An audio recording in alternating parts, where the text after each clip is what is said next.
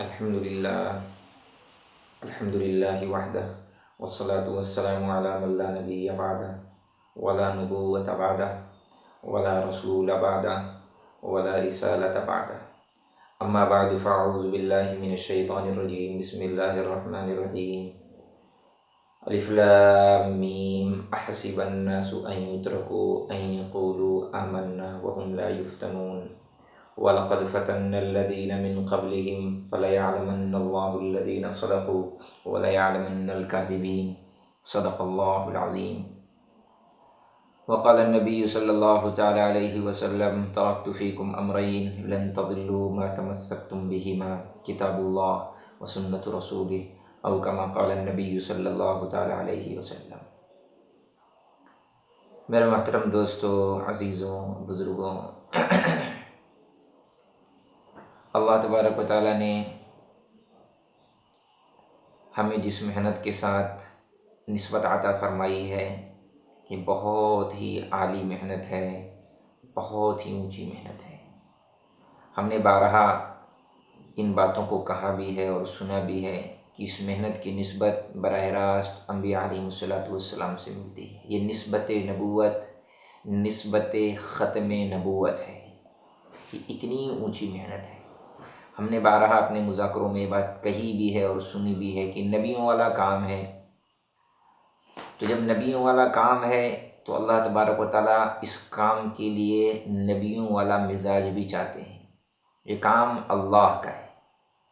اللہ تبارک و تعالیٰ نے ہر زمانے میں انبیاء علیہ السلام کو مبعوث فرمایا، نبیوں کو منتخب فرمایا، فرشتوں کو منتخب فرمایا، انسانوں کو منتخب فرمایا. یہ اللہ کی مرضی ہے.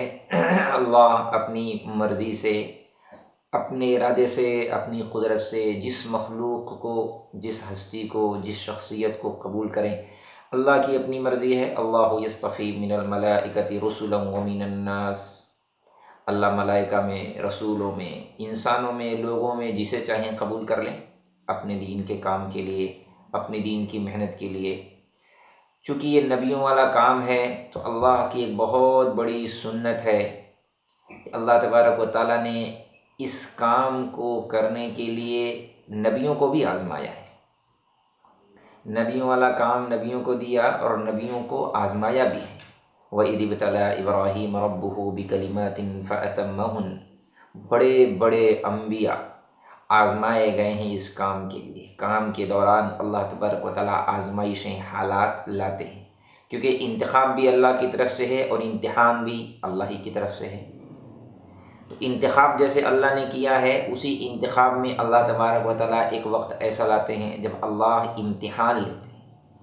امتحان لینے کا مقصد یہ نہیں ہوتا کہ اللہ اپنے علم میں کوئی اضافہ کرے. اللہ رب العزت عالم الغیب ہیں، خلاق ہیں، علام ہیں. اللہ کو ہر چیز کا پتہ ہے. پچھلا بھی پتہ ہے، جو ہو رہا وہ بھی پتہ، جو ہونے والا ہے اس کا بھی پتہ ہے.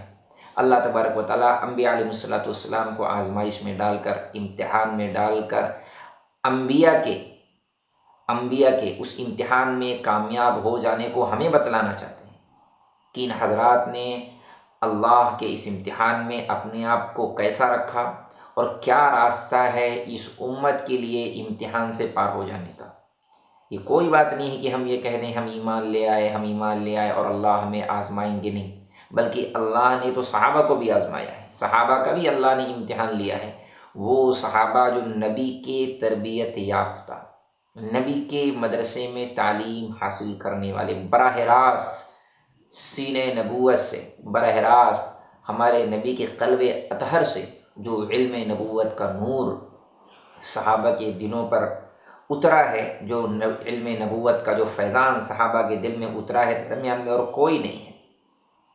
ایسے نبی کے ایسے صحابہ، ان کو بھی اللہ نے آزمایا ہے، ان کا بھی اللہ نے امتحان لیا ہے. اولئک الذین امتحن اللہ قلوبہم للتقوی. اللہ تبارک و تعالیٰ زبان کو نہیں، دماغ کو نہیں، دل کو جانچتے ہیں. دل کا اللہ تبارک و تعالیٰ کے یہاں ایک بہت بڑا امتحان ہے. اس امتحان میں کچھ پاس بھی ہوتے ہیں، کچھ ناپاس بھی ہو جاتے ہیں، ناکام بھی ہو جاتے ہیں. بلکہ آپ کو حیرت ہوگی، اس اللہ کے امتحان لینے میں کچھ ایسے بھی ہیں جو ناکام ہوئے. نبی کے صحابہ مرتد ہو گئے، امتحان کے وقت میں مرتد ہو گئے، مرتد عن الاسلام، اسلام چھوڑ دیا، بعد میں اللہ نے توبہ کی توفیق دی، وہ اور بات ہے، لیکن امتحان اتنا سخت تھا کہ اسلام چھوڑ دیا۔ تو یہ جو دور اللہ تبارک و تعالیٰ نے ہمارے درمیان میں لایا ہوا ہے، یہ اللہ کی طرف سے، یہ کوئی بات نہیں ہے کہ اختلاف ہو گیا نہیں، کوئی چیز ہو نہیں جاتی، حالات پیدا ہو نہیں جاتے، اللہ کی طرف سے حالات لائے جاتے ہیں، اور اس چیز کا حل بھی ہمارے سنت میں، شریعت میں موجود ہے۔ ایسی کوئی بات نہیں ہے کہ ہمارے پاس اس کا حل موجود نہیں ہے۔ یہ اختلاف اللہ کے علم میں پہلے ہی سے تھا، اللہ کا علم ازلی۔ ان اختلافات میں ہمارے لیے سنت و شریعت میں بہت بڑی رہبری موجود ہے کہ ہمیں کیا کرنا ہے، کیونکہ اس وقت میں ہمارے پاس بہت سارے تقاضے، ساتھیوں کے فون، اور مستقل جہاں دیکھو یہ بات ہم کیا کریں، ایک طرف یہ جماعت ہے، ایک طرف یہ جماعت ہے۔ ہاں، اس میں بہت ساری باتیں ایسی ضرور ہیں جس کو سمجھنا ہے، اس لیے میں نے بہت جرأت کر کے، ہمت کر کے اور اللہ سے مانگ کر میں نے سوچا کہ اپنی طرف سے کچھ باتیں عرض کروں، اللہ کرے میرا یہ بولنا میرے لیے بھی خیر کا ذریعہ بنے اور تمام انسانیت کے لیے خیر کا، ہدایت کا ذریعہ بنے۔ ان تمام حالات میں ہمیں یہ دیکھنا ہے، بہت سارے لوگ ہیں جو اعتدال سے باہر کی باتیں کرنے لگے ہیں، کیونکہ ہم جس معاشرے میں ہیں، ہم جس قوم سے تعلق رکھتے ہیں، ہمارے مزاج میں، ہمارے معاشرے میں یہ بات ہے کہ جب کوئی کسی کی طرفداری کرنے پر آتا ہے، کسی کی عقیدت مندی پر آتا ہے، تو اس قدر اندھی عقیدت میں آ جاتا ہے کہ اسے بغیر خدا بنائے چھوڑتا نہیں۔ تعریف کے پل باندھتے باندھتے اسے کہاں تک پہنچا دیا، نبی بنا کر، نبی سے بھی اوپر بنا دیا، خدا بنا دیا، اپنی حاجتیں اس کے پاس رکھنے لگے، سجدے کرنے لگے۔ ہمارے معاشرے کی بات ہے، میں نام نہیں لیتا کسی قوم کا، کسی طبقے کا، آپ حضرات میری بات سمجھ رہے ہوں گے کہ وہاں تک لے جا کے چھوڑا۔ اور پھر تنگ نظری اتنی ہے ہمارے معاشرے میں، جب کسی کی برائی کرنے پر آ جائیں تو اسے دھکا دیتے دیتے دیتے اسلام سے باہر کر کے ہی چھوڑتے ہیں، اس سے پہلے کوئی اسٹیشن نہیں۔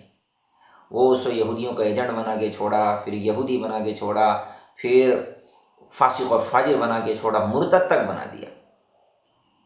یعنی آپ اندازہ کریں کس قدر بے اعتدالی اور کس قدر مزاج کی تنگی، دلوں کی تنگی۔ وہی لوگ جو ایک وقت میں کسی کو اپنا منظور نظر سمجھتے تھے، آج چند اصولی اختلاف، چند فروعی، جزئی، بہت معمولی اختلاف کی وجہ سے اتنا بڑا پہاڑ بنا دیا ہے۔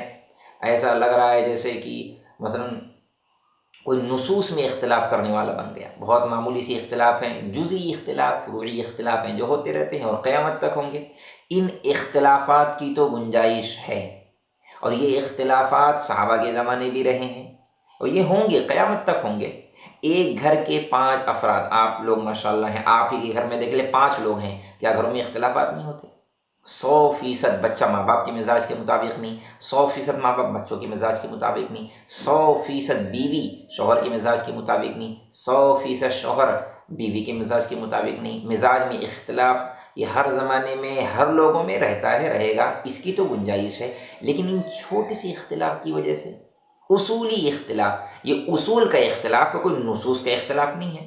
بستی نظام الدین مرکز، بنگلے والی مسجد، مولانا سعد صاحب دامت برکاتہ، مولانا احمد لاٹ صاحب، مولانا ابراہیم دیولا صاحب دامت برکاتہ، اور جتنے بھی ہمارے اکابرین ہیں، اللہ تعالیٰ ان کو بہت بہت جزائے خیر عطا فرمائے۔ اللہ تعالیٰ ان کو منافقین کی شرنگیزی سے اور شریروں کے شر سے اللہ ان حضرات کی اور تمام حضرات کی اللہ حفاظت فرمائے، کیونکہ مسئلہ اتنا نازک ہے۔ اصولی اختلافات کو لوگوں نے اتنا بڑا بنا دیا ہے کہ گویا نصوص کا اختلاف ہو گیا ہے۔ یہ کام کا جو نہج ہے، طریقہ کار ہے، یہ کوئی اصول نہیں ہے، عین اصول نہیں ہے، یہ اصول، یہ عین نصوص نہیں ہے، قرآن کی کوئی نص یا احادیث مبارکہ نہیں ہے، بلکہ ان نصوص سے نکالے گئے ایک اصول ہے، طریقہ کار ہیں، جس میں گنجائش ہے۔ اگر کوئی شخص ان طریقہ کار کو جھٹلا دے، مثلا مسئلے کے اعتبار سے میں گشت نہیں کرتا، آپ اسے کافر قرار دیں گے؟ میں گشت ہی نہیں کرتا، میں دین کا کام یوں ہی کرتا ہوں، آپ اس کے اوپر کیا فتویٰ لگائیں گے؟ کوئی کہتا ہے میں 3 دن جماعت میں نہیں جاتا، آپ لے لیں علماء، میں کوئی بہت بڑا عالم نہیں، لیکن آپ فتویٰ دارالعلوم دیوبند سے معلوم کر لیں کہ اگر کوئی شخص 3 دن کی جماعت میں نہیں جاتا، 40 دن جماعت میں نہیں جاتا، تو اس کے بارے میں آپ کیا حکم لگائیں گے؟ وہ مرتد ہو گیا، وہ کافر ہو گیا۔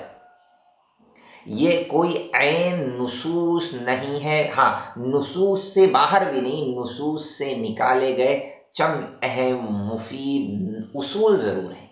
تو ان اصول کے اختلاف میں ہم ایک دوسرے پر ایسی تہمت، ایسی بہتان باندھنا شروع کر دیں جو ہمارے ایمان کے لالے لگنے لگیں، ہمارا ایمان خطرے میں پڑ جائے، ہمارے اعمال ضائع ہونے لگیں۔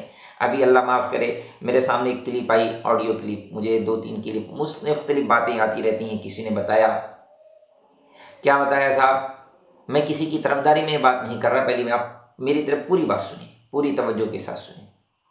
اس کلپ میں یوں بتایا گیا کہ ماشاءاللہ نیرو المرکز میں جوڑ ہوا، وہاں کابرین کی ایک بہت بڑی جماعت آئی، 2500 کا مجمع ماشاءاللہ جمع رہا، اور وہاں بڑا پر رونق ماحول رہا، بڑی ہی بہترین فضا رہی۔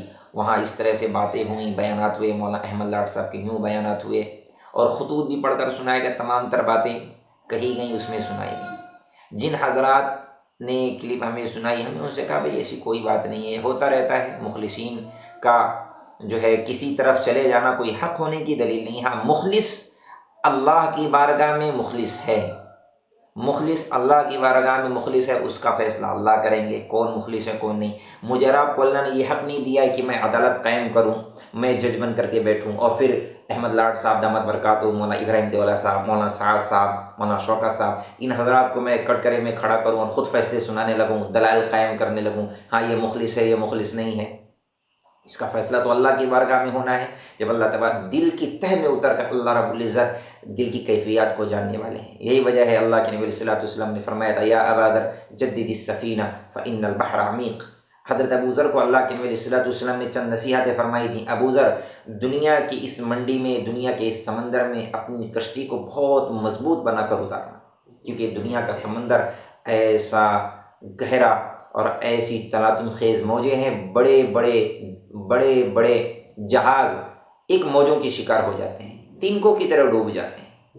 اور یوں بھی فرمایا تھا کہ ہر عمل اللہ کے لیے کرنا، اخلاص کے ساتھ کرنا، کیونکہ پرکھنے والا وہ اللہ ہے جو دل کی گہرائیوں میں اتر کر عمل کو پرکھ لیتا ہے کہ اللہ کے لیے کیا یا کسی اور کے لیے کیا، شہرت کے لیے، دولت کے لیے، واہ واہی کے لیے۔ خیر، یہ معاملہ اللہ کی عدالت میں ہونا ہے۔ کل قیامت کے دن بڑی بڑی اونچی پگڑیوں والے پکڑے جائیں گے، بڑے سادہ لوگ، بڑے سادے لوگ ہو سکتا ہے اللہ کی بارگاہ میں کامیاب ہو جائیں۔ تو یہ فیصلہ ہم اللہ کے حال پر چھوڑ دیں، اللہ کی ذات پر چھوڑ دیں کہ اللہ جس کے بارے میں جو فیصلہ کریں گے۔ مجھے اور آپ کو اللہ نے یہ حق نہیں دیا ہے کہ ہم کسی کے بارے میں کچھ تبصرہ کریں۔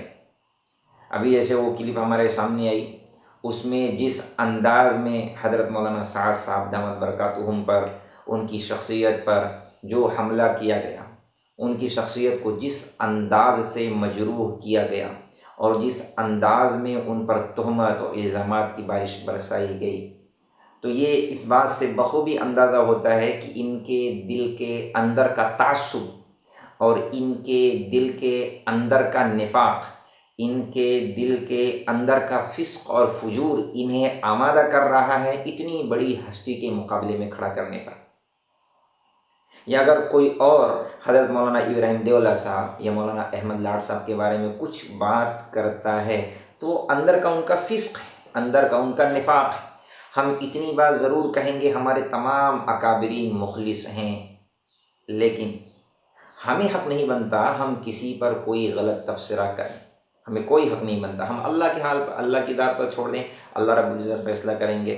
لیکن اختلاف کی گنجائش ہے، یہ کہہ کر اختلاف کی گنجائش ہے، یہ کہا بھی جا رہا ہے، اور اس طرح سے الزامات، تہمتیں لگائی جا رہی ہیں۔ کیا یہ اختلاف کی گنجائش ہے کہ حضرت مولانا صاحب کو دنیا دار آدمی ہیں، دنیا پرست آدمی ہیں، عیش پرست آدمی ہیں، اور ہمارے مقتدیٰ ایسے نہیں ہیں، مقتداؤں کا حال ایسا نہیں ہونا چاہیے، اور حضرت مولانا صاحب کسی نے تو یہودیوں کا ایجنٹ بول دیا اور کسی نے ایک دم دائرہ اسلام سے ہی باہر کر دیا؟ کیا یہ اختلاف کی گنجائش ہے؟ کسی ہستی پر، کسی اللہ والے پر اتنی بڑی تہمت لگانا، چلو اگر ان کے اندر یہ باتیں ہے بھی صحیح، اگر مان لے یہ باتیں ہوں تو یہ غیبت ہے۔ کیا آپ نے اللہ کے راستے میں نکل کر، مجھے لگتا ہے کہنے والے کی عمر زیادہ ہی ہوگی، بڑے ہوشیاری کے ساتھ اس نے بات کہی ہے، سفید داڑھی تو میرے اندازے سے ہوگی ہی ہوگی، کیا آج تک یہی دین سیکھا ہے؟ اختلاف کی گنجائش ہے بول کر کسی ہستی کی غیبت کرنا، اتنے بڑے مجمع سے ان کو متنفر کرنا، اور اتنے بڑے مجمع کے دلوں میں بدگمانیاں ڈالنا، ان کی ذات سے متنفر کرنا، کیا یہ اختلاف کی گنجائش ہے؟ کیا یہ اختلاف، اگر وہ چیز ان میں ہو تو غیبت ہے، اور اگر وہ چیز ان میں نہیں تو پھر وہ بہتان ہے جو اس سے بڑا گناہ ہے؟ کیا یہ آپ نے دین سیکھا ہے؟ کتنے سوچنے کی، غور کرنے کی، توبہ استغفار کرنے کی بات ہے۔ آج تک آپ نے کیا یہی دین سیکھا ہے کہ سوشل میڈیا پر آ کر آپ لاکھوں کروڑوں لوگوں تک یہ بات پہنچائیں، مولانا کی ذات سے لوگوں کو بدگمان کرے؟ کہ یہ دین سیکھا ہے؟ کہ یہ اختلاف کی گنجائش ہے؟ صحابہ میں اختلاف ہوا ہے فروعی مسائل میں، اصول میں کوئی اختلاف نہیں، فروعی مسائل کو فروع تک ہی رکھا جاتا ہے۔ اس کی وجہ سے کسی کو لان تان کرنا، کسی کو گالیاں دینا، کسی کو متہم کرنا، یہ تو کوئی بات نہیں ہوئی۔ اور پھر اپنی تائید میں اپنا حق ہونا بتلانے کے لیے ماشاءاللہ 2500 کا مجمع جمع تھا، ہمارے فلاں اکابر آئے تھے، فلاں اکابر آئے تھے، اتنا بڑا مخلصین کا عملہ ہمارے یہاں آیا، اس سے یہ کیا کہنا چاہتے ہیں؟ اتنا بڑا مخلصین کا عملہ آیا تو مخلصین کا یہ عملہ تو مخلص ہے، اور جو دوسری جانب جو نہیں آ سکا کیا وہ مخلص نہیں ہے؟ انہیں کس نے حق دیا فیصلہ کرنے کا کہ یہ مخلص ہے اور یہ مخلص نہیں ہے؟ یا نظام الدین بستی مرکز میں جو اکابرین ہیں، یا جو حضرت مولانا سعد صاحب کے ساتھ سفر حج میں ہیں، یا جتنے لوگ مکہ والے، مدینہ والے، یا جتنے لوگ مولانا کے ساتھ جڑے ہوئے ہیں، کیا وہ مخلص نہیں ہیں؟ یہ اگر لمحہ فکریہ ہے، اگر یہ بات قابل غور ہے، سوچنے جیسی ہے کہ مخلصین کا اتنا بڑا عملہ مولانا سے الگ ہو گیا، تو کیا یہ بات سوچنے جیسی نہیں ہے کہ اتنا بڑا لاکھوں کی تعداد کا مجمع، اگر 2500 کا مجمع ایک طرف ہے تو لاکھوں کا مجمع تو دوسری طرف بھی ہے۔ 2500 کا عدد یہ لاکھ کی زکوٰۃ ہوا کرتا ہے، 2500 کا عدد یہ 1,00,000 روپے کی زکوٰۃ ہوتا ہے، اور 2500 یہ 1,00,000 روپے کی زکوٰۃ اور زکوٰۃ مال کا میل ہوتا ہے۔ یہ بھی تبصرہ کیا جا سکتا ہے۔ اگر تبصرہ ہی کرنا ہے، کسی کے بارے میں کڑوا تبصرہ کرنا ہے، غلط تبصرہ کرنا ہے، تو یہ بھی تبصرہ کرنے جیسا ہے۔ یہ کوئی بات نہیں کہ آپ کا استنباط، آپ کا اجتہاد، آپ کا تذکرہ بڑا اچھا ہو اور دوسرے کسی کو تبصرہ کرنے کا کوئی حق نہیں، بلکہ میں یہ بات اپنے تمام لوگوں سے کہوں گا کہ اپنی زبان کو خاموش رکھیں، زبان کو لگام دے کر کے رکھیں، ورنہ بہت بڑا نقصان ہونے والا ہے، ہمارے ایمان کا، ہمارے عمل کا بہت بڑا نقصان ہے۔ یہ اللہ کی طرف سے حالات ہیں، اللہ نے یہ حالات ڈالے ہیں جانچنے کے لیے۔ وَلَقَدْ فَتَنَّا الَّذِينَ مِن قَبْلِهِمْ فَلَيَعْلَمَنَّ اللَّهُ الَّذِينَ صَدَقُوا، جو لوگ سچے ہیں، جو لوگ اللہ کے لیے کام کرنے والے ہیں، شخصیات کی وجہ سے نہیں، عقیدے کی وجہ سے نہیں، عقیدت کی وجہ سے نہیں، شخصیات کی وجہ سے نہیں۔ اب ان کا ایک بہت بڑا امتحان یہ ہے، دیکھنا یہ ہے، یہ شخصیات کے لگے رہنے سے کام میں لگے رہتے ہیں، اور شخصیات کے ہٹ جانے سے کیا کام سے ہٹ جاتے ہیں؟ یہ اللہ کے لیے کام کرنے والے جو پہلے بھی اللہ کے لیے کر رہے تھے اور آج بھی اللہ کے لیے کر رہے ہیں، وہ ہر حال میں کام کرتے رہیں گے، انہیں کوئی سروکار نہیں لوگ انہیں کیا کہتے ہیں۔ تو اختلاف کی گنجائش کا یہ مطلب ہرگز نہیں بنتا کہ ہم کسی پر اتنی بڑی تہمت، اتنی بڑی غیبت اس کے بارے میں کریں۔ ایک غیبت کرنا کتنی دفعہ؟ 36 دفعہ نہیں، ایک مرتبہ غیبت کرنا، حدیث میں آتا الغیبۃ اشد من الزنا، غیبت کرنا زنا کرنے سے بڑا گناہ ہے۔ اتنی بڑی داڑھی ٹوپی رکھ کر کے انہیں یہ خیال نہیں آتا کہ میں کیا کام کر رہا ہوں؟ کیا یہ غیبت نہیں ہے؟ اور اگر غیبت اس وقت جب مولانا یہ باتیں ہوں، اگر مولانا یہ باتیں نہیں ہیں جو الزامات لگائے ہیں دنیا داری کا، دنیا پرستی کا، عیش پرستی کا، تو پھر وہ تہمت ہے، کتنا بڑا بہتان ہے۔ خود ایک طرف کہتے بھی جا رہے ہیں میں یہ کہتا ہوں یہ کام ناجائز اور جائز کا نہیں ہے، تو کیا اس کا یہ مطلب ہے؟ اگر ہم سیرت کے اوراق کو خود کھولیں اور کسی اکابر کے بارے میں ہمیں فیصلہ کرنا ہو، تو میں اٹھاتا ہوں حضرت ابو بکر کی زندگی، اور مردوں کو اٹھا لو قبروں سے، ہم دیکھتے ہیں کون ان کے معیار پر اترتا ہے ایمان عمل کے اعتبار سے۔ یہ تو کوئی بات نہیں ہوئی، یہ کوئی عدالت قائم کرنا نہیں ہوا کہ میں حضرت عمر کی زندگی اٹھاؤں اور ایک سیدھے سادے کسی بندے کو اٹھاؤں کو فیصلہ کرنے لگو بھائی ان کی زندگی ان سے میں کیا یہ باتیں کرتے ہیں حضرت عمر کی، کیا یہ سادگی کی باتیں کرتے ہیں۔ یہ کوئی انصاف کی بات تو نہیں ہوئی۔ دعوت دینا اس لیے میرے اندر آوے، اس کا یہ مطلب نہیں ہے کہ نیچے سے بیٹھا ہو مجمع پہلے یہ طے کرے بھائی آپ اپنی زندگی سدھارو۔ بھائی اللہ تبارک و تعالیٰ نے ہر کسی کو عقل دی ہے، اپنی عقل کو صحیح استعمال کرنا چاہیے، اپنے علم کو، اپنی زبان کی صلاحیت کو صحیح جگہ استعمال کرنا چاہیے۔ اور پھر یہ اس طرح کی بھی باتیں کہی گئیں کہ وہ کچھ لوگ یہ نیر الاجتماع سے پہلے انہوں نے بریلوی انداز میں جو ہے اور اس طرح کی باتیں چلائیں، ہم جلسہ نہیں ہونے دیں گے، جوڑ نہیں ہونے دیں گے، اور بریلوی انداز۔ میں آپ حضرات سے یہ پوچھنا چاہتا ہوں کہ میرے تک یہ باتیں آئی ہیں، اگر یہ باتیں سچی ہیں تو پھر میں بات کروں گا، اور جھوٹی ہو تو میں اپنی بات واپس لیتا ہوں۔ کہ نظام الدین سے ایک جماعت آئی ہے میوات کی، دھکے مار کر اسے نکالا گیا، تو بریلوی انداز یہ ٹھہرا یا وہ ٹھہرا؟ آئی ہوئی جماعت کو دھکے مار کر نکالنا. 12 14 16 لوگوں کی جماعت تھی سننے میں آیا، اور کہنے والے نے کہا ہے 50 60 لوگ تھے شریر قسم کے. آپ اندازہ کریں دھکے مار کر اللہ کے راستے میں نکلنے والی جماعت کو نکالنا، یہ بریلوی انداز ہے یا بریلوی انداز ہے؟ پولیس سیکورٹی لگانا، سامان چیک کر لینا، یہ بریلوی انداز ہے، یہ بریلوی انداز ہے؟ خود اندازہ کریں. بریلوی انداز یہ ہے. بریلویوں کا سارا مشن، انہیں خوب پتہ ہے ان کے پاس مجمع نہیں ہے. ان کی جو محنت ہو رہی ہے اختلاف کی وجہ سے، جو کام یہ کرنا چاہتے ہیں کہہ بھی نہیں پاتے اور کر بھی نہیں پاتے. انہیں خوب اندازہ ان کے پاس کوئی مجمع نہیں ہے سوائے اس کے جیسے بریلوی حضرات مجمع بنانے اور مجمع بچانے کے لیے جو کوششیں کرتے ہیں. ان کے آپ ہر بیان میں ان کی یہی بات ہوگی.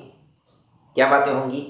بھئی ان کی باتیں نہیں سننا، ان کے قریب مت جانا، مولانا قاسم صاحب نانوتوی کافر ہیں، حضرت تھانوی کافر ہیں، حضرت گنگوہی کافر ہیں، انہوں نے یہ گستاخیاں کی ہیں.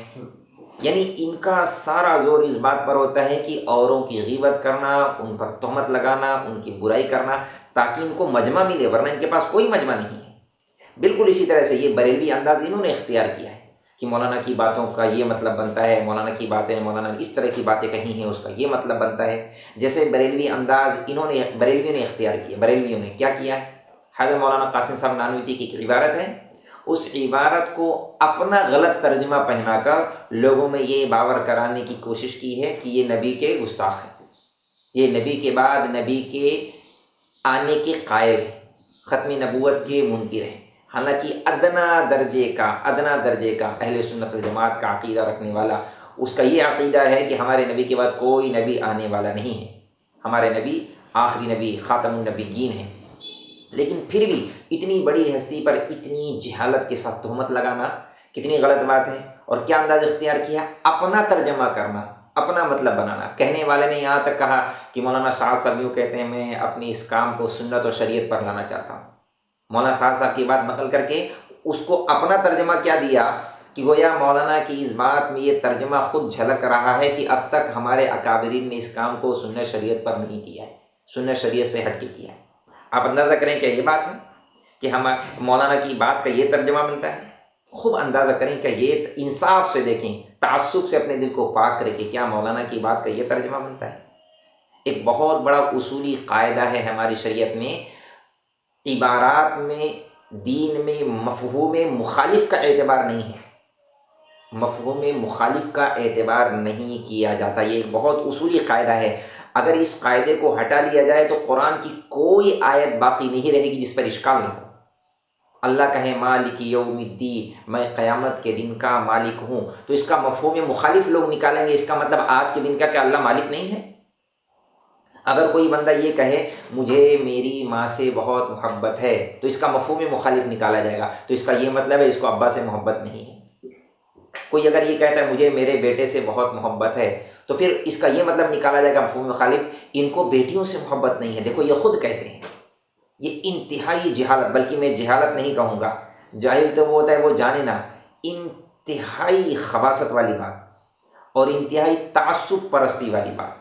میں یہ کہوں گا کہ انہوں نے مولانا کی بات کو اپنا ترجمہ دیا ہے، اپنا ترجمہ، اور لوگوں کو خالی بدگمان کرنے کے لیے، ورنہ مولانا پر کیا اشکال کیا جا سکتا ہے؟ ایسی کون سی بات حضرت مولانا سعد صاحب میں پا لی گئی کہ انہیں آپ نے دھکا دے کے باہر قرار دے دیا؟ اگر آپ نے حضرت مولانا محمد سعد صاحب کو وقت کا شیخ نہیں مانا، کوئی مسئلہ نہیں ہے، آپ نہ مانیں. اگر آپ نے حضرت مولانا محمد سعد صاحب کو عالم دین نہیں مانا، نہ مانیں، کوئی مسئلہ نہیں ہے. اگر آپ نے حضرت مولانا سعد صاحب کو حافظ قرآن نہیں تسلیم کیا، نہ تسلیم کریں، لیکن کم سے کم اتنا تو گنجائش رکھیں کہ مولانا کو ایمان کے دائرے میں باقی رہنے دیں. دھکا دے کر انہیں ایمان سے ہی خارج کر دیا. کیا تعصب اس قدر چلا گیا کہ حضرت مولانا سعد صاحب وہی جو ایک وقت میں منظور نظر رہے، آج انہیں یہودیوں کا ایجنٹ قرار دے دیا؟ کتنی غلط بات ہے. ان ساری باتوں کو سامنے رکھ کر میں نے یہ قدم اٹھایا ہے، بولنے کی جرت کی، ورنہ میں ہرگز نہ بولتا. ہمارے اکابرین نے، ہمارے اساتذہ نے ہمیں خاموش رہنا ہی سکھایا ہے، خصوصاً اختلافی مسائل میں، کہ ہم خاموش رہیں. جیسے مولانا سعد صاحب دامت برکاتہم اب تک خاموش ہے، انہوں نے اپنی خاموشی نہیں توڑی. ان کا ظرف ہے، ان کے اخلاق ہیں کہ ان کو لوگ اس طرح کی باتیں کہہ رہے ہیں اور مولانا خاموشی سے سنتے جا رہے ہیں. جیسے صحابہ کرام تھے، ان کو لوگوں نے برا بھلا کہا، صحابہ نے معاف کیا، ان کا اخلاق تھا، ان کے ظرف تھے. اللہ کے نبی کو لوگوں نے برا بھلا کہا، اللہ کے نبی نے معاف کیا، ہمارے نبی کے اخلاق تھے. لیکن ہمارے زمانے میں کوئی صحابہ کو برا بھلا کہے گا ہم تو نہیں معاف کریں گے. ہمیں اگر اللہ نے علم دیا ہے تو ہم ضرور ان کا دفاع کریں گے، اور ہم کریں گے علم کے دائرے میں. انہوں نے مولانا کی عبارت کا جو غلط مفہوم نکالا ہے، ایک اصولی قاعدہ یہ بھی ہے، کہنے والا جب تک حیات ہے اس سے جا کر اس کی بات کا خود ترجمہ کرا لیا جائے، اس کی بات کا مفہوم اس سے خود پوچھ لیا جائے، آپ چاہتے کیا ہیں اس کہنے سے، آپ کی کیا منشا ہے. مولانا سعد صاحب نے اگر یوں کہا ہے کہ میں اس کام کو سنت اور شریعت پر لانا چاہتا ہوں، تو کیا اس کا یہ مطلب نہیں بن سکتا؟ کیا اس کا یہ مطلب نہیں ہے کہ سنت اور شریعت کی اس سطح پر، اس اسٹیج پر لانا چاہتا ہوں جس سطح پر ہمارے نبی نے اپنے صحابہ کو چھوڑا تھا، قربانی کی جس سطح پر اور دین کی محنت کی جس سطح پر ہمارے نبی نے صحابہ کو چھوڑا تھا، میں محنت کرتے کرتے کرتے اپنے عملے کو اور اس امت کو وہاں تک لانا چاہتا ہوں. کہ یہ مطلب نہیں بن سکتا. اور مولانا کا عین منشا یہی ہے کہ قربانی کی اگلی سطح پر امت کو ڈالا جائے، وقت کی استعداد، وقت کی ضرورت کے حساب سے، استعداد اور وقت کی ضرورت کے حساب سے امت کو اگلی سطح پر ڈالا جائے. مولانا کی بات پر تبصرہ کرتے ہوئے اکابرین، پچھلے اکابرین کے اقوال نقل کرنا، ہم لکیر کے فقیر ہیں اور ہم بس وہی کام کریں گے جو ہمیں ہمارے اکابرین نے بتلایا ہے، اکابرین ثلاثہ، اور بس مولانا کی باتیں ساروں سے ہٹ کر اور ہر کارگزاری میں اتنی بات کرنا، منتخب اس کی تعلیم ہوتی نہیں ہوتی، دعوت تعلیم استقبال کا عمل ہوتا نہیں ہوتا. یہ اس طرح کی بہت ہی، میں کیا کہوں اپنے لفظوں میں، بہت ہی چھوٹی ذہنیت کی بات. کیا یہ باتیں اس لائق ہیں کہ دوسرا مرکز بنایا جائے؟ آپ خود اندازہ کریں کہ یہ باتیں اتنی بڑی ہو گئیں کہ دوسرا مرکز اب بنایا جائے. کیا اس کے علاوہ کوئی اور بھی بات ہے؟ کیا اس کے علاوہ اور بھی کوئی بات ہے؟ آپ خود اندازہ کریں، منتخب احادیث کا جمع کرنا، اس کی تعلیم کرنا، یہ مسئلہ کہاں ہے اور کہاں جمع قرآن کا مسئلہ، قرآن کے جمع کرنے کا مسئلہ. لکیر کا فقیر ہونا، اس کا کیا یہ مطلب ہے؟ حضرت مولانا کی عبارت کا انہوں نے پھر سے غلط ترجمہ لیا ہے. کلمۃ حق ارید بہ الباطل، ایک جو مقولہ ہے عربی میں کہ بات تو حق ہے لیکن اس سے مفہوم غلط لیا گیا. لکیر کے فقیر ہیں ہم تو وہی کام کریں گے جو ہمیں ہمارے اکابرین نے بتایا ہے. اس کا کیا یہ مطلب ہے کہ اب ہم اس کے علاوہ کوئی اور کام نہیں کریں گے، چاہے وقت کے حالات کیسے ہی کیوں نہ ہوں اور تقاضے کتنے ہی زیادہ کیوں نہ آ جائیں، ہم بس 2 گز کے علاوہ تیسرا کر نہیں سکتے، ہم 3 دن سے علاوہ چوتھا دن لگا نہیں سکتے، ہم کچھ نہیں کریں گے، ہمیں اتنا ہی بتایا گیا ہے. اگر بات لکیر کا فقیر ہونے کی یہی ہے تو آپ اس بات کو تحریراً لکھ کر کے دے دیں، لکھوا لیں کہ امت میں چاہے کتنے ہی حالات آ جائیں اور کتنے ہی شدید تقاضے آ جائیں، ہم اس کے علاوہ کام نہیں کریں. ارے ابھی تو ایک بہت بڑا عملہ، کروڑوں کی تعداد میں، اربوں کی تعداد میں اللہ تبارک و تعالیٰ نے اگر اس محنت کے ذریعے سے لوگوں کو اسلام میں داخل کیا، لوگ مسلمان ہوئے اور تقاضے بڑھ گئے، اگر یہاں تک بات کہی جانے لگے کہ بھئی جن کے پاس بڑے کاروبار ہیں وہ اپنے کاروبار میں ان آنے والوں کو شریک کریں، کیونکہ صحابہ نے کیا، جن کے پاس زیادہ کھیتی باڑیاں ہیں وہ ان اسلام لانے والوں کو اپنی کھیتی باڑی میں شریک کیے، کیونکہ یہ صحابہ نے کیا. جن کے پاس 2-4 بیویاں ہیں وہ اپنی بیویوں کا، اگر یہاں تک بات کہی جائے تو عین سنت ہے، یہ صحابہ کی سیرت سے ثابت ہے. یہ باتیں، یہ تقاضے ڈالے جا سکتے ہیں. آگے اللہ کرے یہ حالات اللہ ہمیں دیکھنے کا موقع دے، ایسے خوش منظر کہ لوگ اسلام قبول کر رہے ہوں، تو امت میں جیسے جیسے استعداد بڑھتی جائے گی، حالات جیسے ایسے ہوں گے، امت کو مزید قربانیوں پر، تقاضوں پر اٹھایا جائے گا. یہ بات کہنا کہ ہم لکیر کے فقیر ہیں اور اشکال کرنا مولانا کی ذات پر، ہم لکیر کے فقیر ہیں، اس کے علاوہ ہم کوئی کام نہیں کریں گے، ہم فوراً ہی دوسرا مرکز بنائیں گے اگر ہمیں کوئی بات اس کے علاوہ. اچھا، کتنی خوبصورت انداز میں اپنے آپ کو یہ کہنا کہ ارے ہم کیسے رونا دھونا اور جھوٹے جھوٹے پانی بہانا آنکھوں سے، ہم کیسے نظام الدین کی مخالفت کر سکتے ہیں، جبکہ ہم نے خود نے ہی اپنی ان ہاتھوں سے نظام الدین کی اینٹوں کو رکھا ہے. ان حضرات کی یہ ناپاک کوشش، یہ غلط محنت ان کے خود دعوے کو باطل کر رہی ہے کہ یہ نظام الدین کو نہیں توڑنا چاہتے.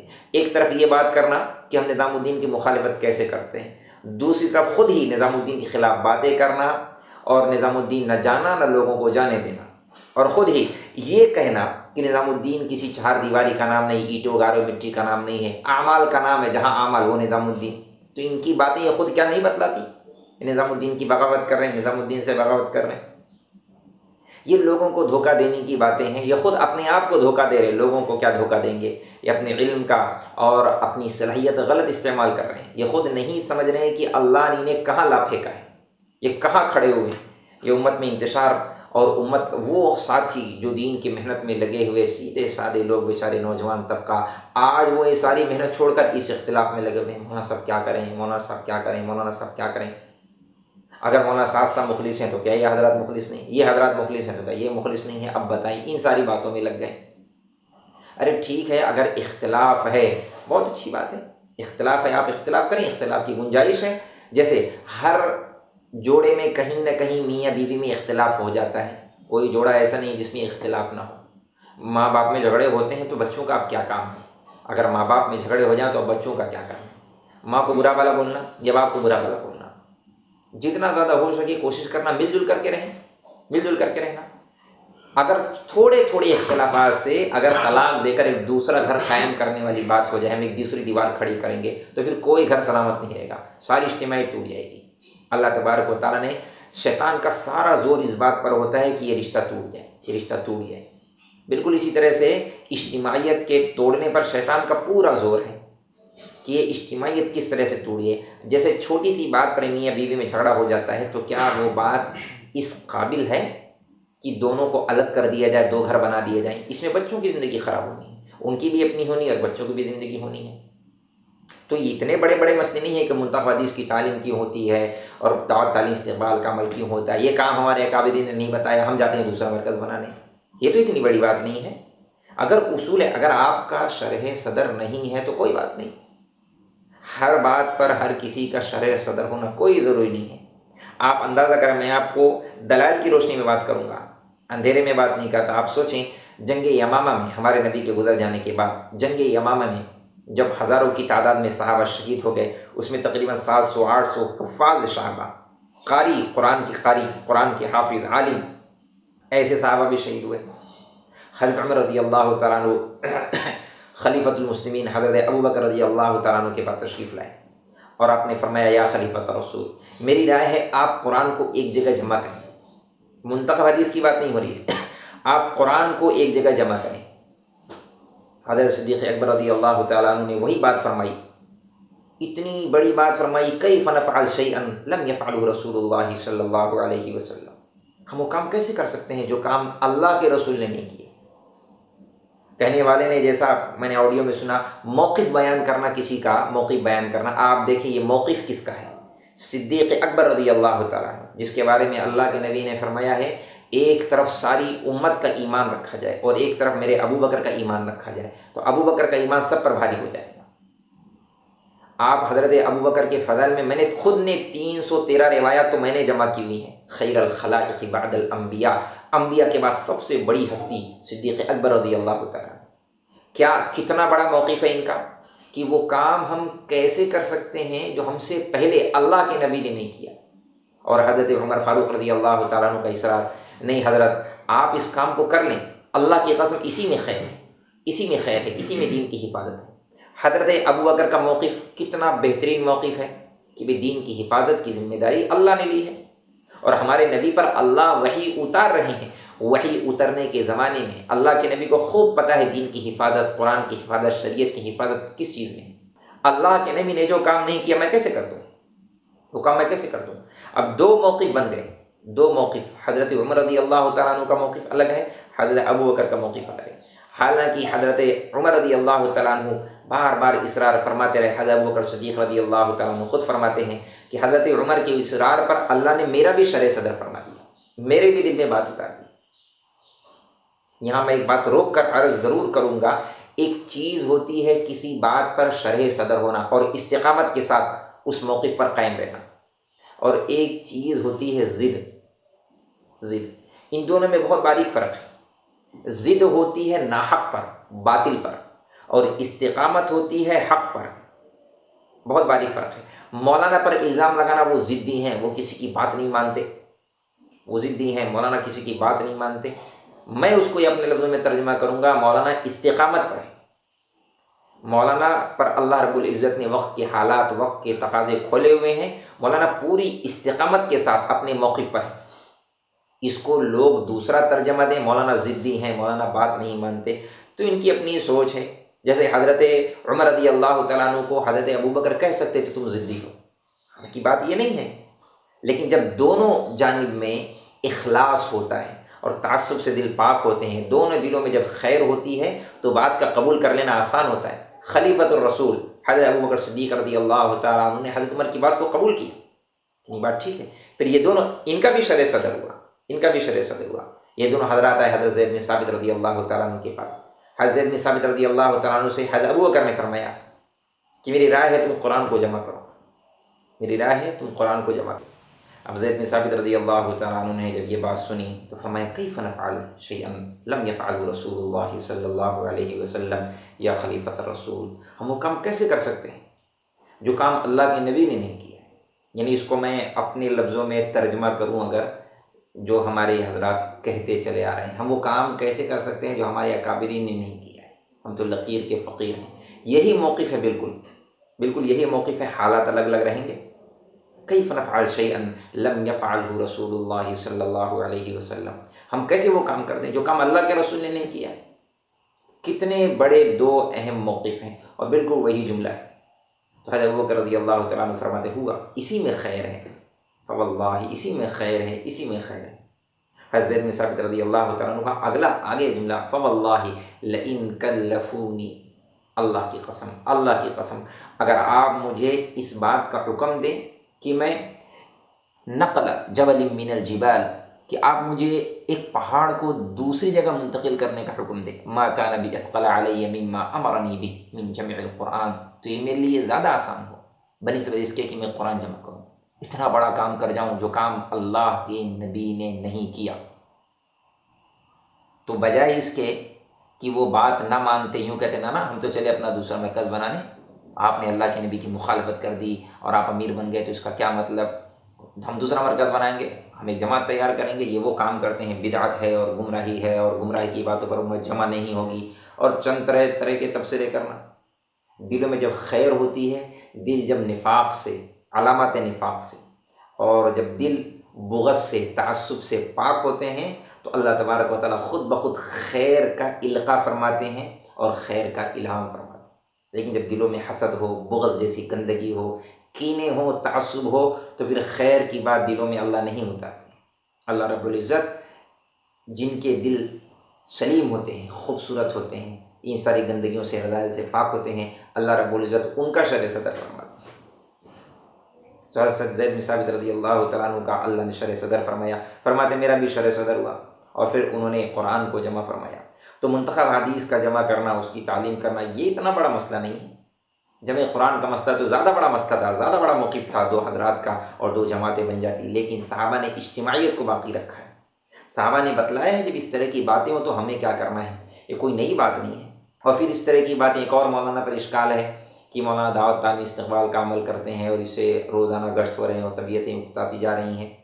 یہ اس وقت میں یہ انتہائی نادانی والی بات ہے۔ ارے بھائی، امت میں جب استعداد پیدا ہو رہی ہے اور امت کو مزید تقاضے پر ڈالا جا رہا ہے تو اس میں اور خیر ہے، اس میں شر کی کیا بات ہے، اس میں نقصان کی کیا بات ہے، اس سے کتنی خیر وجود میں آ رہی ہے۔ بلکہ آپ اگر سیرت کی روشنی میں مطالعہ کریں، سیرت کی روشنی میں غور کریں، ملاقات کرنا بازار میں جا کر اور بازار میں بات کرنا بے شک انبیاء کا کام ہے، سیرت ہے، سنت ہے، بے شک ساری باتیں اپنی جگہ پر حق ہیں، بازار میں دین کی دعوت دینا بے شک حق ہے، لیکن اللہ ہی کے نبی نے فرمایا ہے بازار میں شیطان انڈے دیتے ہیں، مسجدیں اللہ کا گھر ہے، خیر البقاع المساجد و شر البقاع الاسواق، سب سے بدترین جگہ بازار ہے اور سب سے بہترین جگہ مساجد ہے۔ اب مسجد کے ماحول میں، فرشتوں کے ماحول میں، نورانی ماحول میں دین کی بات کا کرنا آپ خود ہی سمجھتے ہوں گے کتنا مفید ہے، اور ایک بات بازار میں جا کر کہنا، تو یہ باتیں تو اتنی بڑی نہیں ہیں کہ جس کے لیے مولانا سے اختلاف کیا جائے اور مولانا کی ذات کو متہم قرار دیا جائے۔ اور کتنا خوبصورت انداز کہ اختلاف کی تو گنجائش ہے، انتشار کی نہیں، یہ کہہ کر غیبت کی جائے، کہ یہ مطلب بنتا ہے اختلاف کی گنجائش ہے اور غیبت کی جائے، یہ مطلب بنتا ہے اختلاف کی گنجائش ہے کہہ کر کسی پر تہمت لگائی جائے، کیا یہ مطلب بنتا ہے؟ کتنی نادانی کا کام ہو رہا ہے۔ اللہ تبارک و تعالی ہم سب کی حفاظت فرمائے۔ بس اتنی بات میں عرض کروں گا کہ ان تمام حالات میں بہت زیادہ توبہ استغفار کی ضرورت ہے ہم تمام کے لیے۔ بلکہ اگر آپ کو میں آخر میں چند ایک باتیں عرض کروں، اگر کوئی یہ کہے کہ جب کوئی بات نہیں ملتی تو ہمارے حضرت فلاں، سب سے آخر میں حضرت فلاں آ گئے، حضرت فلانی آ گئے، حضرت فلانے آ گئے، بے شک وہ حضرت ہیں۔ تو ان حضرات کا آ جانا کوئی حق ہونے کی دلیل نہیں، کسی بڑے کا کسی جماعت یا طبقے کے ساتھ جڑ جانا اس کے نظریات کے تمام نظریات کے حق ہونے کی دلیل نہیں ہے۔ میں نام نہیں لیتا ورنہ بات بگڑ جائے گی تھوڑا۔ امام عبد الرحمن سدیس، اس کو کسی ایک غلط فرقے کے آدمی نے بلایا اپنے ہندوستان میں، وہ اس کی اسٹیج پر آئے، تو اس کا یہ مطلب تو نہیں کہ وہ اس کا سارا ہی کام حق ہو گیا، اس کا یہ مطلب تو نہیں بنتا۔ ہاں بہت ساری باتیں حق ہیں، لیکن اس مسئلے میں ان سے تھوڑا چوک ہو رہی ہے، آنے والے کی نہیں، جس نے بلایا ہے اس کے نظریات میں کہیں اس سے چوک ہو رہی ہے۔ تو جیسے میں آپ کو اور مثال سے دوں، ابو الاعلیٰ مودودی کا نام کس نے نہیں سنا؟ جو علماء حضرات ہیں وہ تو بخوبی جانتے ہیں، دارالعلوم دیوبند سے پڑھا ہوا، دارالعلوم دیوبند کا طالب علم۔ اس کے نظریات بدل گئے، اور نظریات بدلے تو اس کی باتوں میں اپنے وقت کے بڑے بڑے چوٹی کے علماء، مولانا ابو الحسن علی میاں ندوی رحمۃ اللہ علیہ، مولانا منظور نعمانی جیسا عالم، اتنا زبردست عالم دین، ایسے لوگ متاثر ہو گئے، اس کی بات میں آ گئے۔ پھر بعد میں اللہ رب العزت نے انہیں صحیح راستے کی رہبری فرمائی، ان حضرات نے وہاں سے رجوع کیا۔ تو کسی کا تو خیر، یہ تو بہت بات کی بات، میں اور اوپر لے کر کے چلوں آپ کو، میں آپ کو بہت اوپر کی بات عرض کرتا ہوں۔ وہ حضرات جن کے دلوں پر اللہ نے مہر لگائی ہے تقوی والا ہونے کی، اولئک هم المتقون،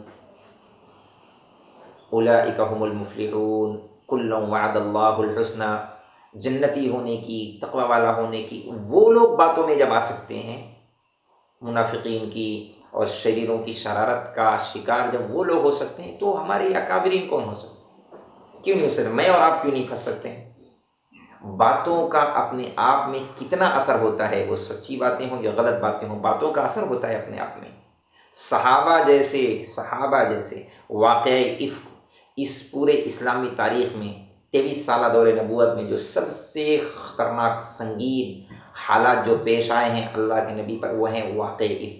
اما عائشہ رضی اللہ تعالیٰ عنہ پر جب برائی کی تہمت لگائی گئی، اس واقعے میں اتنا دردناک واقعہ، یہ امت کے لیے سبق ہے، بہت بڑا سبق ہے کہ ایسے تہمت اور ایسے ماحول میں ہمیں کیا کرنا۔ ایسے واقعات میں اللہ کے نبی متاثر ہو چکے ہیں، اللہ کے نبی متاثر ہو چکے ہیں، آپ کیا کہیں گے؟ مولانا سعد صاحب کے بارے میں، مولانا ابراہیم دیولہ صاحب کے بارے میں، مولانا احمد لاڈ صاحب کے بارے میں آپ کیا کہیں گے؟ اللہ کے نبی متاثر ہو چکے ہیں، مہینے بھر سے زیادہ ہو گئے ہیں، آپ نے حضرت عائشہ سے بات نہیں کی۔ باتوں کا اتنا اثر ہوتا ہے کہ منافقین کا کام ہے، میں اپنے لفظوں میں کہا کرتا ہوں، چائے سے زیادہ کیٹلی گرم، یہ سارا ماحول ان نیچوں کے فتنہ پرور لوگوں نے خراب کیا، سارا ماحول انہوں نے کانا پھوسی کی، انہوں نے غلط باتیں بتائی۔ پوری اکابرین سے کوئی اختلاف نہیں، لیکن یہ نیچے کے لوگوں نے اتنا ماحول خراب کیا ہوا ہے، انہیں خود کا کوئی ٹھکانہ نہیں کام کا، یہ لکیر کے فقیر بنے گھومتے، ہم لکیر کے فقیر ہیں۔ میں خود بہت ہی قوت کے ساتھ، میں بھی اسی معاشرے کا، میں کوئی دوسری دنیا کا، باہر کی دنیا کا آدمی نہیں ہوں، یہ جتنے لوگ ہیں، یہ جتنا فتنہ پھیلانے والے لوگ ہیں، آپ خود جان لیں جس مسجد سے ان کا تعلق ہے، یہ لکیر کے فقیر لوگ جو کہتے ہیں ہم لکیر کے فقیر ہیں، ہم لکیر کے فقیر رہیں گے، خود آپ دیکھ لیں ان کا پہلا گشت اور دوسرا گشت کتنی دفعہ ہوتا ہے، آپ خود دیکھ لیں۔ میں عوام سے اپیل کرتا ہوں، عوام سے گزارش کرتا ہوں، آپ خود دیکھ لیں، آپ کو اندازہ ہو جائے گا کہ یہ مہینے کے 3 دن لگا پا رہے ہیں یا نہیں، یہ سال کے 40 دن لگاتے ہیں نہیں لگاتے ہیں، اور ایسی موقعوں پر، برکت کی جگہوں پر خوب آگے رہنا، یہ وہ لوگ ہیں جنہوں نے ماحول کو خراب کیا، انہی کی وجہ سے ماحول خراب ہو رہا ہے۔ باقی اکابرین ہمارے تمام مخلصین میں سے ہیں، اللہ رب العزت نے جو حالات ڈالے ہیں اس میں رہبری ہے۔ اللہ رب العزت خود فرما رہے یہ واقع افک تم یہ نہ سمجھو کوئی شر ہے، ذالک هو خیر لہم، اسی میں خیر اللہ نے چھپائی ہے، اسی میں خیر ہے۔ کیا خیر ہے؟ قیامت تک کے لیے رہبری ہے۔ میں یہ بات کہہ رہا تھا، باتوں کا کتنا اثر ہوتا ہے، جب اللہ کے نبی علیہ الصلوۃ والسلام جیسی ہستی متاثر ہو چکی ہے، صحابہ لوگ متاثر ہو چکے ہیں، اما عائشہ کو کوئی خبر نہیں کہ کیا برائی اور کیا تہمت لگائی جا رہی ہے، لیکن جس وقت وہ اپنے خالہ کے ساتھ فارغ ہونے گئیں اور آ رہی تھیں، ان کو ٹھوکر لگی، تو ان کی خالہ کی زبان سے اپنے بیٹے کے بارے میں بد دعا کا جملہ نکلا، حلق مصطح۔ تو اما عائشہ رضی اللہ تعالیٰ عنہ فرمایا، اما جان، خالہ جان، اب یہ کیا کر رہی ہیں؟ اپنے بیٹے پر بد دعا، اپنے بیٹے کے لیے بد دعا۔ تو اس وقت میں حضرت عائشہ کو پتہ چلا، مہینہ بھر سے زیادہ ہو چکا ہے، کہ عائشہ تجھے پتہ نہیں کہ مستہ تیرے بارے میں کیا کیا باتیں کہتا پھر رہا ہے؟ تو عائشہ نے کہا مجھے تو نہیں خبر، ارے تیرے اور صفوان کے بارے میں اس طرح کی باتیں چل رہی ہیں۔ اس وقت حضرت عائشہ رضی اللہ تعالیٰ عنہ فرماتی ہیں ایسا لگا زمین پھٹ جائے گی، میں ابھی دھنس جاؤں۔ اب سمجھ میں آیا کہ اللہ کے نبی مجھ سے کیوں ناراض ہیں، مجھ سے باتیں کیوں نہیں کر رہے۔ یعنی آپ سوچیں وہ اچھا پھر بعد میں حالات ایسے بنے کہ ان کو کوڑے ووڑے مارے گئے اور پھر سارا مسئلہ ختم ہوا۔ لیکن میں یہ کہہ رہا تھا کہ باتوں میں صحابہ جیسے بھولے بھالے اپنے بھولے پن کی وجہ سے ان منافقین کی باتوں میں آ گئے، تو ہمارے کابرین اور میں اور آپ کوئی نہیں ہوتے۔ جیسی باتیں ہمارے کانوں تک آتی ہیں ہم اس کو یقینی جان لیتے ہیں، تو باتوں کا اثر ہوتا ہے۔ پھر کوئی کسی کی طرف کا ہو جانا، حضرت مستہ جیسے میں نا اگر یہ منافقوں کی باتوں میں آ گئے تو کیا منافقین حق پر ہو گئے؟ بالکل نہیں۔ کسی کی طرف آ جانا ان کے حق ہونے کی دلیل نہیں ہے۔ بڑی بڑی لمبی نمازیں، بڑی لمبی تہجد، بڑی لمبی داڑھی، بڑے لمبا ذکر، یہ کوئی حق پر ہونے کی دلیل نہیں ہے۔ حضرت علی کا قاتل یہ اپنے آپ میں بہت بڑا تہجد گزار، نمازی، داڑھی ٹوپی، بہت بڑا ذکر کرنے والا، بلکہ یہاں تک لکھا ہے کتابوں میں جس وقت اسے قتل کیا جا رہا تھا، اس کے ہاتھ کاٹے جا رہے تھے، زبان سے ذکر جاری تھا، اس کے پیر کاٹے جا رہے تھے، اس کی زبان سے ذکر جاری تھا۔ لوگوں نے کہا اس کی زبان کاٹیں، تو اسے یہاں تک کہا میری زبان میں کاٹو، میں اس سے اللہ کا ذکر کرتا ہوں۔ تو اس کی یہ نمازیں، اس کا یہ ذکر کس کام کا؟ اللہ کے نبی نے پہلے ہی فرما دیا ہے علی کا قاتل جہنمی ہوگا۔ تو یہ کوئی دلیل نہیں حق پر ہونے کی۔ اجتماعیت پر باقی رہنا، اجتماعیت کو باقی رکھنا، اور اجتماعیت کی وجہ سے اپنے جائز جذبات بھی قربان کر دینا، یہ اللہ رب العزت چاہتے ہیں کہ ہاں جو مسئلہ ہے وہ کوئی ناجائز جائز کا نہیں ہے۔ یہ خود کہتے ہیں اپنی زبان سے مسئلہ جائز کا ہی ہے، بس اصول کا بہت تھوڑا سا اختلاف ہے۔ اس اختلاف کو اپنے اندر کے شر اور اپنے اندر کی بغض کی لیپا پوتی کر دوسرا مرکز بنانا، مرکز سے متنفر کرنا، اور لوگوں کو یوں باور کرانا مولانا صاحب سے یہ ہو رہا ہے اور یہ ہو رہا ہے، بہت غلط باتیں ہیں۔ ان سب باتوں کی کوئی گنجائش نہیں ہے، بلکہ ہم تمام لوگوں کو یہ چاہیے کہ ہم اپنے دل کو کشادہ رکھیں، اکابرین کا جو اختلاف ہے اسے اللہ کے حوالے کریں، اور خوب جم کر اللہ تعالیٰ سے دعا کریں اللہ رب العزت کو صحیح ہدایت عطا فرمائے، اپنے کام میں لگے رہیں۔ اور میں ایک آخری بات اپنی ختم کرتے ایک آخری بات میں یہ ضرور کہوں گا جو بہت کڑوی ہے، بہت زیادہ کڑوی ہے، شاید میری بات سن کر اس سننے والے کو تو ایک دم تیور آسمانوں پر چلے جائیں میری یہ بات سننے کے بعد، جو میں اور جان بوجھ کر میں کہنے جا رہا ہوں، میں کہوں گا اس کا فیصلہ کیسے ہو کہ ہمارا دل مولانا سعد صاحب دامت برکاتہم سے حسد سے تعصب سے پاک ہے، ہم اخلاص کے ساتھ للہیت کے ساتھ اور دین کی ہمدردی میں ساری باتیں کر رہے ہیں اور کوئی بات نہیں ہے اس کے علاوہ، یا تو کہیں آپ کھل کر کہ اس کے علاوہ کوئی بات نہیں، ہمارے دل میں تعصب نہیں، اور نہیں کہہ پا رہے اس کی وجہ میں آپ کو بتلاتا ہوں۔ اس کی وجہ کیا ہے؟ اگر یہ بات جاننی ہی ہے، دیکھیے حضرات قسمیں کھاتے ہیں اللہ کی، یہ حضرات قسمیں کھاتے ہیں، ہم رو رو کر کے بیان کرتے ہیں ہم قسمیں کھا رہے ہیں، ہم نظام الدین کی مخالفت نہیں کرتے، مولانا ساتھ میں کوئی بیر نہیں ہے، ہمیں سے کوئی اختلاف نہیں ہے، ہم تو کام کی حفاظت میں یہ ساری باتیں کر رہے ہیں۔ ان سارے لوگوں کا قسمیں کھانا، اگر یہ لوگ اللہ کی قسم کھا سکتے ہیں، اگر اللہ کی قسم کھا سکتے ہیں، تو آپ حضرات سے میں گزارش کروں گا، یہ جو آپ حضرات سامنے بیٹھے ہیں جس مسجد سے تعلق رکھتے ہیں، اور یہ ذمہ داران جس مسجد سے تعلق رکھتے ہیں، میں مجمع سے کہوں گا جب بھی یہ مجمع میں بیان کریں ایک بندہ کوئی کھڑا ہو جائے، کھڑا ہونا بھی سیرت سے ثابت ہے، حضرت عمر رضی اللہ تعالیٰ عنہ بیان کر رہے تھے اسمعوا واتیعوا، میری بات سنو اور میری بات مانو، تو سلمان فارسی کھڑے ہوئے گا لا نسمع ولا نطیع، نہ ہم آپ کی بات سنیں گے نہ آپ کی بات مانیں گے، پہلے ہمیں اس بات کا جواب دیں۔ رات مال غنیمت میں جو چادریں تقسیم ہوئی تھی سب کے حصے میں ایک آئی تھی، آپ کے جسم پر جو لباس ہے وہ ایک چادر میں نہیں بن سکتا، پہلے آپ اس کا جواب دیں۔ تو مجلس میں کھڑا ہو جائے کوئی مجمع، اگر کوئی کھڑا ہو جاتا ہے اور کھڑا ہو کر جیسے یہ جب قسمیں کھا کر کے بیان کریں ہم مولانا ساتھ سے کوئی بیر نہیں رکھتے، کوئی اختلاف نہیں ہے، تو اس وقت میں کھڑے ہو کر کے یہ بات کہیں ٹھیک ہے ہم آپ کی بات مانتے ہیں، آپ اللہ کی قسم کھا سکتے ہیں، آپ لاکھ دفعہ بھی اللہ کی قسم کھائیں تو اللہ بڑے حلیم ہے، جھوٹی قسم کھائیں اللہ کچھ نہیں کریں گے، زبان پر خالی نہیں گرائیں گے، اٹیک نہیں ہوگا، زمین پھٹ نہیں جائے گی۔ کیوں؟ اس لیے کہ دنیا امتحان کا جہان ہے، یہاں اللہ تعالیٰ کچھ نہیں کہیں گے، یہاں اللہ رخصت دیں گے۔ انہیں خوب پتہ ہے کہ وہ کام جس سے فوری طور پر اثر ہوتا ہے وہ کام نہیں کریں گے۔ میں ایک مثال دوں، کرنٹ، بجلی کے تار کو کوئی ہاتھ کیوں نہیں لگاتا؟ فوراً کرنٹ آتا ہے، فوراً کرنٹ آتا ہے، اس لیے کوئی ہاتھ نہیں لگائے گا، دور سے چاہے جو کہہ لے، دور سے چاہے جو کہہ لے، بجلی کے تار کو ہاتھ، کیوں؟ اگر تار کو ہاتھ لگایا فوراً کرنٹ لگے گا۔ تو میں یہ بات کہنا چاہتا ہوں، ان کو میں کرنٹ دینا چاہ رہا ہوں سمجھانے کے لیے، خلیل سمجھانے کے لیے، آپ حضرات کو سمجھنے کے لیے یہ جتنے حضرات ہیں، جتنے جوڑ کر رہے ہیں، ایک بندہ کوئی کھڑا ہو جائے ان کی قسم کے وقت میں، ایک بندہ خالی کھڑا ہو جائے کہ ہم آپ کو مخلص مانتے ہیں، ہم آپ کو صحیح مانتے ہیں، ٹھیک ہے، آپ اتنا خالی کر دیں کہ آپ ان ساری قسموں میں ایک یہ قسم بھی شامل کر لیں کہ اگر ہم واقعی دین کے مخلص ہیں، ہمارے دل میں کوئی بیر نہیں ہے مولانا کے تعلق سے، ہم دین کی ہمدردی میں یہ ساری باتیں کر رہے ہیں، تو یہ قسم کھا لیں کہ اگر ہمارے دل میں مولانا سعد صاحب کے بارے میں ذرہ برابر بھی تعصب، حسد، بغض یا ذرہ برابر بھی کوئی میل ہے تو ہماری بیوی کو 3 طلاق، یہ قسم کھلوا لیں آپ ان سے۔ ایک بندہ بھی قسم نہیں کھائے گا، لاکھ وہ رولے، اگر وہ اللہ کی قسم کھا سکتا ہے، اللہ کی قسم، تو یہ قسم بھی کھا سکتا ہے۔ آپ خود ہی سوچیں، اگر کسی بندے نے صبح سے شام تک شراب نہیں پی ہے، شراب، تو یہ قسم کھا سکتا ہے اللہ کی قسم میں نے شراب نہیں پیا، اللہ کی قسم اگر میں نے شراب پیا ہو تو میری بیوی کو 3 طلاق۔ آپ ایمانداری سے بتائیں اس قسم کھانے میں کیا حرج ہے؟ کوئی حرج کی بات نہیں ہے۔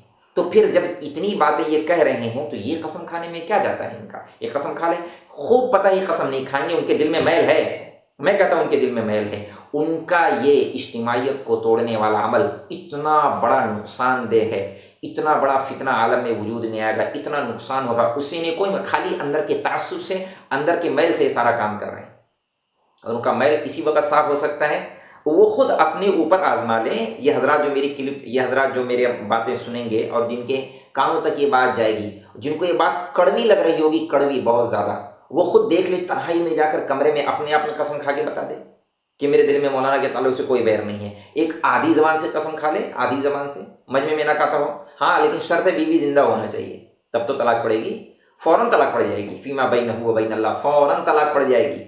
کیونکہ اس قسم کا مجھے تو اتنا خبر ہے، یہ جو داڑھی رکھنے والے، بڑی بڑی داڑیاں ہیں سب، ان کو اتنا تو مسئلہ معلوم ہی ہوگا کہ طلاق بول دینے سے طلاق ہو جاتی ہے، کوئی ہو یا نہ ہو تو فوراً طلاق پڑ جائے گی۔ قسم چاہے 1000 دفعہ قسم کھا لے کچھ نہیں ہونے والا، میں کسی ذمہ دار کا نام نہیں لیتا، لیکن میں اتنی بات سمجھتا ہوں جو اجتماعیت کو توڑنے والا کام کر رہے ہیں وہ بہت بڑا نقصان کر رہے ہیں، امت کا بہت بڑا نقصان ہو رہا ہے، اور یہ نقصان کی صرف ایک وجہ ہے، ان کے اندر کی دنیا، ان کے دل کے اندر کی دنیا۔ ایک دنیا ہے پیسہ جمع کرنا، ایک دنیا ہے وجاہت، عزت، شہرت جمع کرنا۔ جہاں دنیا پر چوٹ پڑنے لگی ہے ان کے پیٹ میں درد شروع ہو رہا ہے۔ تو اگر وہ لوگ واقعی مخلص ہیں تو قسم کھا لیں، تو مجمع کو بھی سمجھ میں آ جائے گا۔ یہ مجمع خود دیکھ لیں حضرات اپنے مقامی اعمال میں کتنا جوڑتے ہیں، خود سمجھ میں آ جائے گا یہ کون لوگ ہیں، یہ کیا چاہتے ہیں۔ یہ وہ لوگ ہیں جنہوں نے مخلصین کی کانا پھوسی کی ہے اور مخلصین کے کان بھرے ہیں، جس کی وجہ سے مخلصین کا ذہن خراب ہو گیا، ورنہ اور کوئی بات نہیں ہے۔ ہم تو یہی گزارش کریں، میں تھوڑا جذباتی ہو گیا، مجھے معاف کرنا، میری بات کڑوی لگی ہو تو اس کو شہد سمجھ کر کے پی جانا، کیونکہ بہت ساری باتیں ایسی ہوتی ہیں جو حکما حضرات کڑوی گولیاں دیتے ہیں، وہ بیمار کبھی ٹھیک نہیں ہو سکتا جو میٹھی گولیاں کھانے کا عادی ہو، کبھی کبھی کڑوی بھی کھا لینی چاہیے علاج سمجھ کر کے، ورنہ جس کی طبیعت ہی میں بگاڑ ہو کیا علاج کرے، وہ تو میرے بیان پر ایک اور بیان لائے گا، پھر مجبوراً مجھے اور بیان دینا پڑے گا، یہ سلسلہ جاری رہے گا، کبھی نہ ختم ہوگا۔ لیکن یہ وقت کی ضرورت تھی، اس لیے میں نے بہت کڑوی بات کہی ہے، جان بوجھ کر کے کہی ہے۔ اللہ رب العزت ہم سب کو صحیح معنوں میں عمل کرنے کی توفیق عطا فرمائے، اور اس امت کو اجتماعیت کے ساتھ، اخلاص کے ساتھ دین کی محنت میں لگے رہنے کی توفیق عطا فرمائے۔ اللہ رب العزت ہم تمام کی ہدایت فرمائے، ہم تمام کی اللہ رب العزت مدد فرمائے۔ وآخر دعوانا ان الحمد للہ رب العالمین۔